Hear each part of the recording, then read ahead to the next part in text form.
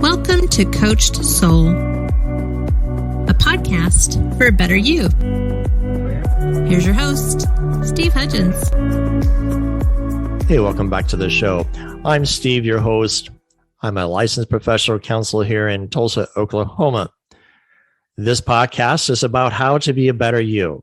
Sometimes we interview a variety of people to help you to look at things from a different perspective. Julia's taking the day off, and with me in the podcast studio is Michael.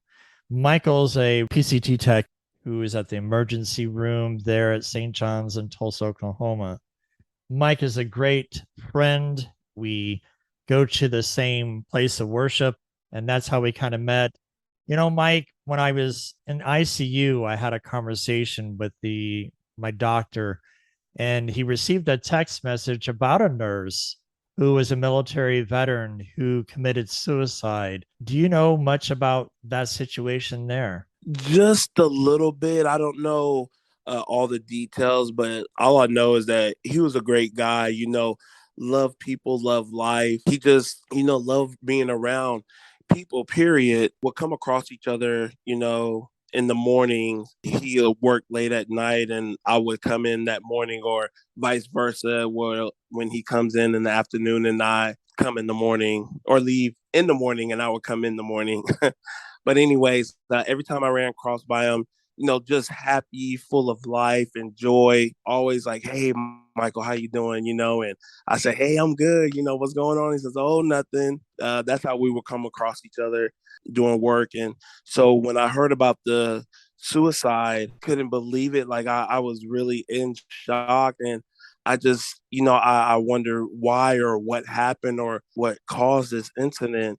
We all go through life with difficult and just a lot of things going on, and I can't imagine what process and what he went through going through that. I can say, when I was homeless, I had went through something similar to that, and I almost took my life. And I can explain that to you, Steve. So about 2017, around August, I just was in a toxic relationship. Things wasn't going well, and I was working at the hospital at the time, and I still am now. But in Zumba, I don't think I've told you about that. I used to teach a Zumba class at Lifetime Fitness. At the time, like I said, me and the other significant, we were having a real bad relationship, and that ended, and I basically had nowhere to go. Like I was living with her, no family here. I basically was homeless. Around that time, like nothing wasn't going well for me. I had just lost my apartment before I moved in with her not too long ago because of my brother. And to make a long story short, I had co-signed a car for him and didn't know it got repoed until I moved here to Tulsa, and I didn't know that it went to court or anything either. They had all the documents signed. As soon as I got the paperwork mailed to me, I basically started losing all of my money towards what I've worked hard for. I started losing money, and I withdraw out my savings account, this and there.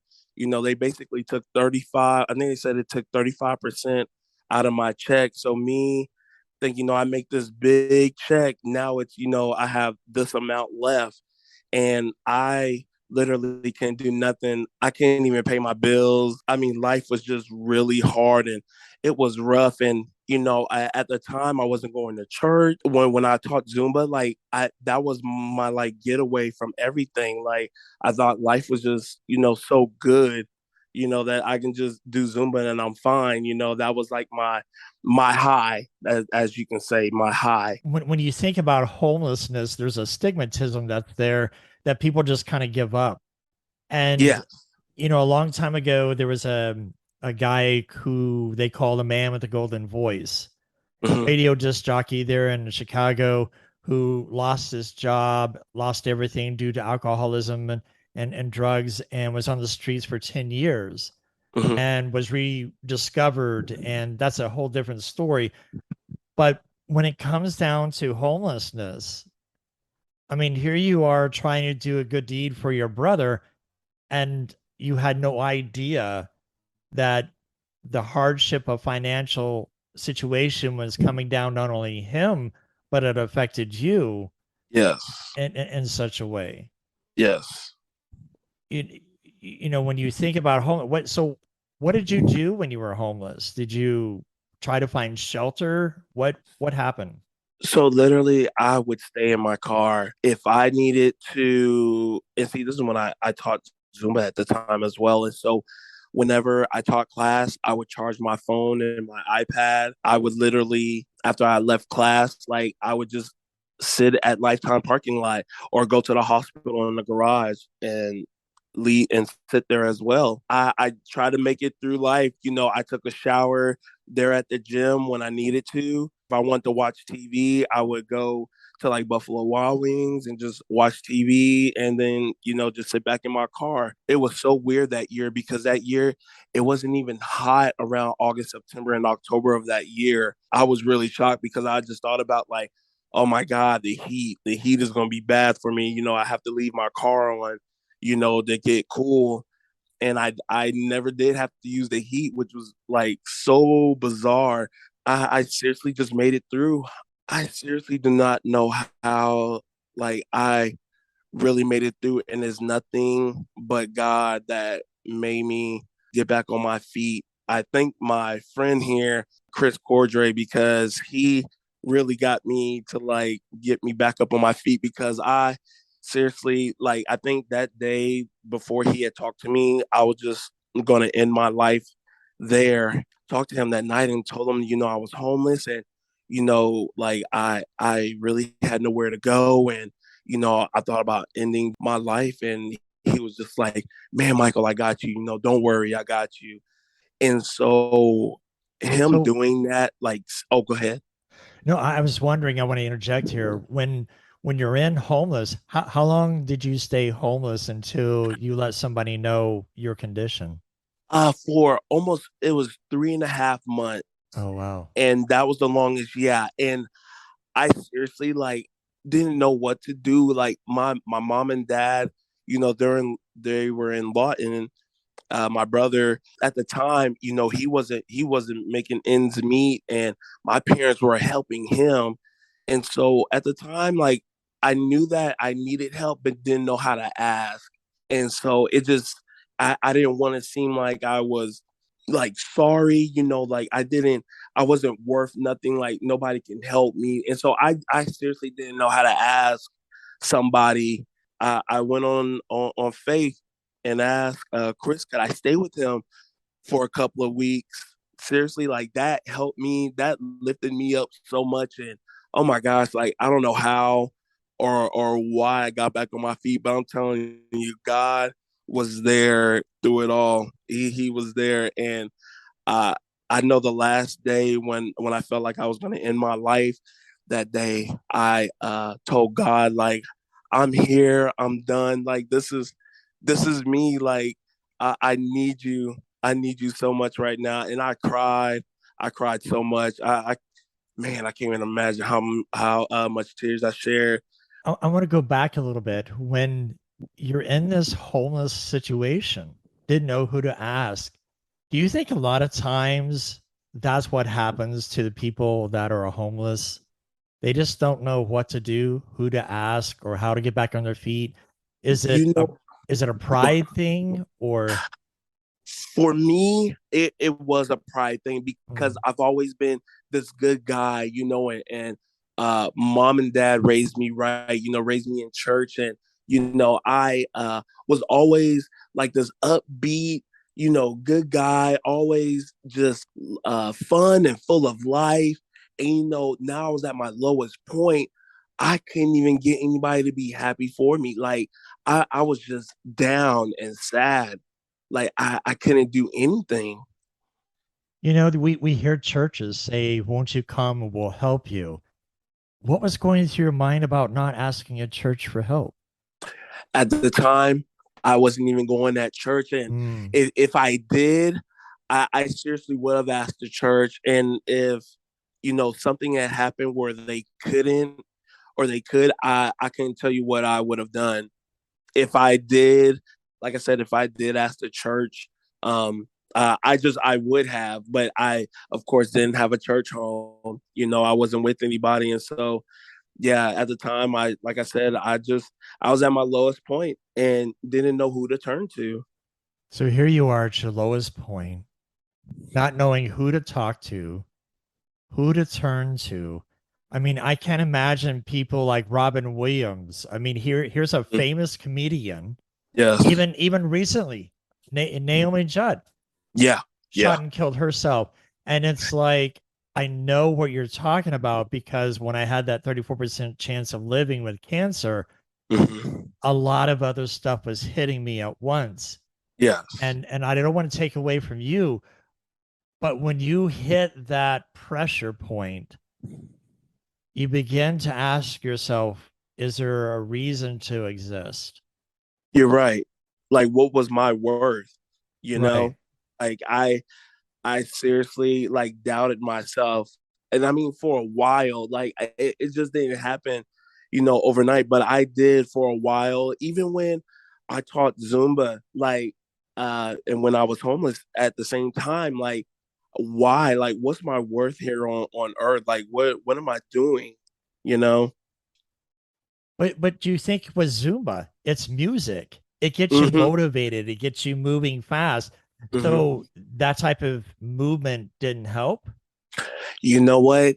It did for a second, Mm. and then right when music and all the stuff ended, the class ended, I went back to just down. It literally brought me down. I'm glad you mentioned that because we need a sense of community. Yes. And I Absolutely. think when you were teaching the Zumba, you had a community. Hmm. You felt a place of belonging. Yes. And when that was done, that euphoric experience just disappeared. Hmm. And here you're back into that depression state. Yes. So when you were going through just the thoughts of suicide, what were you thinking? Like jump off the Golden Gate Bridge? Were you thinking of overdosing? What was going through your mind at that time when you had a low point? At the time, I seriously either thought about doing pills or just getting a knife and then just like slitting my throat. Mm. That's how low it got. And where did you hear the voice to say you are enough to where you decided I can't go through with it? So I think it was like the end of that third month, or yeah, the end of that third month. Um, I just got off of work and I sat in my car and I just started crying. And I was just like, God, help me. Like, I need you. I need you right now. And I kid you not, like, I felt this touch, the sense of uh, urge, the sense of like being myself again. Like, it hit me. It hit me so hard. And so, what I thought about suicide or doing anything to myself, that went away. It literally just went away. And so when that happened, like I said, that next night when I worked, that's when I talked to my friend, and I kid you not, like I just poured everything out, and he hugged me and said, "Michael is gonna be all right. I'm here. I'm here with you, my man." And so I literally just it God just came through, and he came through. And so, like with stress or anything that comes my way, I seriously just man. Give me a second. I'm sorry. Oh, you're fine. Mike, when you make a great point, people who are going through that type of emotion, they don't know who to reach out to. But people who are thinking suicide, all they want is someone to listen. That's it. That's it. They want somebody who genuinely cares for them. That's right. That's right. And the thing about it is that we think there are people who are strong, like Robin Williams, Naomi Judd, and here I am thinking I'm strong. You're strong. Yes. But we have our kryptonite that brings us down to the knees. And Yeah. I think that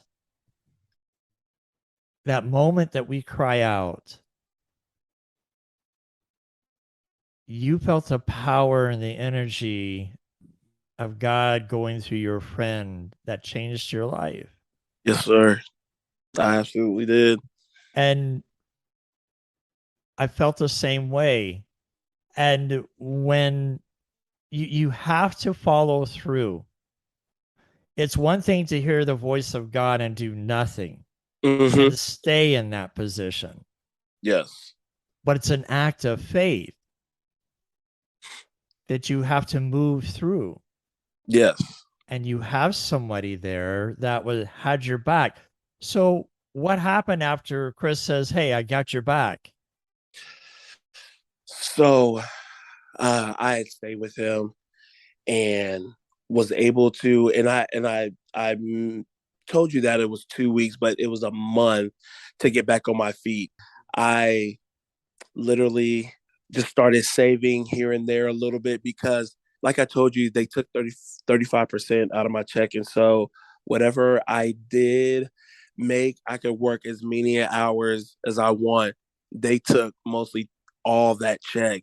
And I'm telling you, when I look at that check, Steve, it about killed me every time, and I literally paid this car payment for almost 2.5 years before I got back to where, I was able to live it and do the things I need to do and to save, here and there. And so, man, it was rough, but I made it through. Stuff that I, go through now or, than I did back then, like the stress that I had when I was homeless, like now it's nothing. Like my wife now, sometimes she has things that, she's stressed about. And I said, babe, don't worry about it. God's got us. Like, do not worry. I heard the saying say, pray and don't worry, and that's what I literally do is pray and don't worry because God is in control of everything, of all of our situation, of all of our needs. And so when he's there, anything is possible. Miracles are performed. We just serve a mighty God. Mike, you and I come from somewhat of a faith background, Hmm. and we've been hit. And people outside that maybe non-Christians or those that believe in God but don't do much, Hmm. it's impactful Yes. because it's we want to blame God, and God is not to blame. He's not this genie that puts us wherever he needs to put us, like Zeus. You're right. And when you think about your story, what do you do with somebody who doesn't believe in God? Oh, man. That's a good question.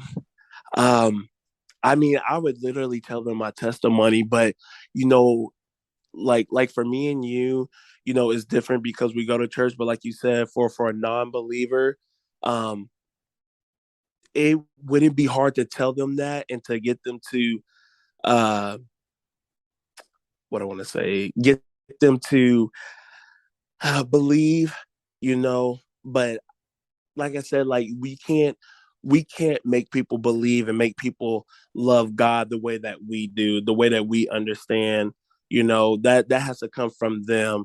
All we can do is tell them about what God has done for us or give them our testimony about how God deliver us from, whatever situation, and it's on to them. If God touched their heart, it's a long shot, but hey, if I can give my testimony to somebody and help somebody else out, hey, I did something. And it's not even to me, it's God that did that. I would be seriously proud of that. And God, of course, he is just love people, period. And that's how we're supposed to be. We're supposed to love everybody, period. My parents have always told me to love unconditionally, old, white, black, Indian, red, whatever the case may be, whatever color or race. I've always loved people regardless. like I said, just by telling a non-believer something about my testimony, hey, if they believe, that's great. But if they don't, hey, I got my story out there for them. The thing about it, Mike, is you and I connected when we went to a men's gathering. Yes. And hearing each other's story, and we bonded, we connected. Oh, yeah. Very touching. And one of the things that I think we need to really emphasize, the good book talks about confessing your sin. Well, Mm-hmm. to me, sin is a God term. Mm-hmm. It doesn't bring it to humanity. And Mm-hmm. what you and I just did in this podcast, we talked about our humanness. Mm-hmm. So when we confess our humanity, Mm-hmm. there is so much that comes from it. Yes. And one of the things I tell my clients that come see me for therapy is that we confess our humanity, because Mm-hmm. what it does, it removes judgment out. That's it. Because That's when you it. put sin in there, that's judgment from God. But when you Mm-hmm. put humanity that you and I are talking about here, it should remove judgment and Yes. put empathy and grace. There you go. Because you took a look at faith, I took a look at faith, Mm-hmm. and I've been blessed tremendously. Yes. Amen. Yeah, I had a spouse that left me because of my Mm-hmm. health condition, Mm-hmm. but during this process, he's redeemed me and blessed me twice as much. Amen. And you look at your situation, you went from a toxic relationship and you're married, you're Uh-huh. successful, Mm-hmm. and I hear you got a baby coming on the way. Yes, sir. We're very excited. November 17th. She is 30 weeks now. The OB doctor measured her at 31 weeks. Like you said, God has blessed me tremendously. Married a wonderful, and I mean, a virtuous woman. Like, oh my gosh, like she is just amazing. I kid you not. I mean, because of her, I'm about to have 2 kids, and I never thought I would have kids. And so just having Maya and the little guy Quincy that's about to be here with us is just amazing, and to see God's creation made that way coming, from her is just, oh my goodness, So, Mike, So it just makes me so ecstatic to hear where you've been and where you are now. And, yes. we're running out of time, and Mm-hmm. to close, I want to make this point to our listeners. You have to get connected. There is no shame in asking for help. Not at all. You have to have a sense of community. There you go. And if you feel that you are at a point of taking your life, please call the suicide hotline. Yes. Grab a friend, talk to a friend, talk to someone who really wants to help you, because ending your life is not just worth it. It only begins a life of pain for others that are left behind. Amen. Mike, thank you so much for today and sharing your story with us. Hey, Steve, appreciate you for having me. Yes, sir. Thanks for joining us today. We hope to have you back next week. Until then, be safe and be kind.